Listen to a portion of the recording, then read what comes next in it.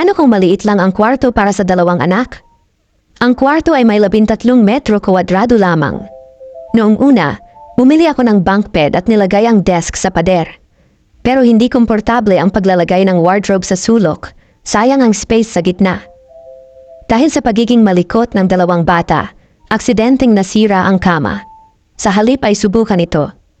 Lagyan ang gitna ng mga crushed stone block gamit ang mga bricks at semento. Kumuha ng mga eco-friendly wood veneer at gumawa ng isang professional riprap para sa maaliwalas at non-humidifying structure. Ilagay ang dalawang malambot na kutsyon sa kama, siguraduhing matibay kahit may mga pusa na tumapak. Lagyan ang pader ng malambot na unan para sa komportableng pagtulog.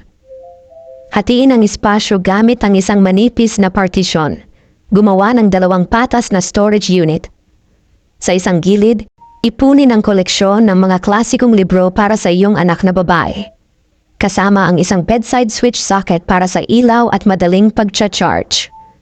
Sa kabilang gilid, tugunan ang pagmamahal ng iyong anak na lalaki sa mga adventure novel sa pamamagitan ng pag-install ng bedside switch socket para sa kanyang kaginhawaan. Sa gitna, magdagdag ng folding window para sa isang snack area. Ang gitnang espasyong ito ay nagpapadali sa kalmadong komunikasyon sa pagitan ng mga magkakapatid.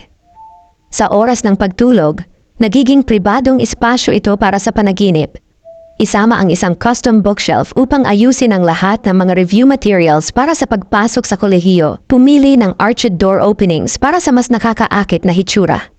I-embed ang isang linear sensor light upang maiwasan ang mga sorpresa sa hating gabi.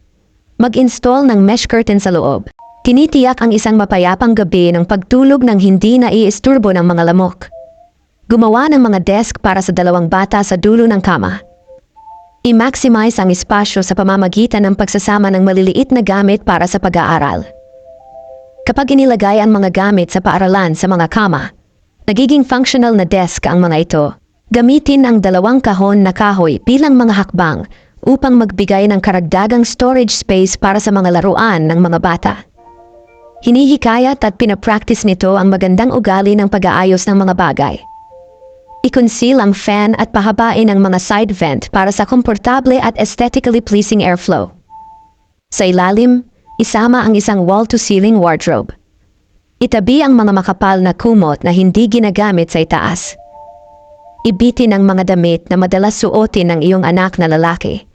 At i-display ang magagandang leggings ng iyong anak na babae sa isang gilid.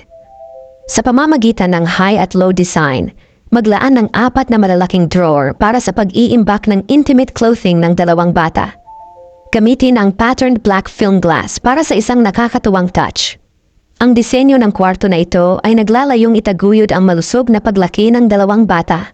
Mag-comment ng wow kung nagustuhan mo ang design na to.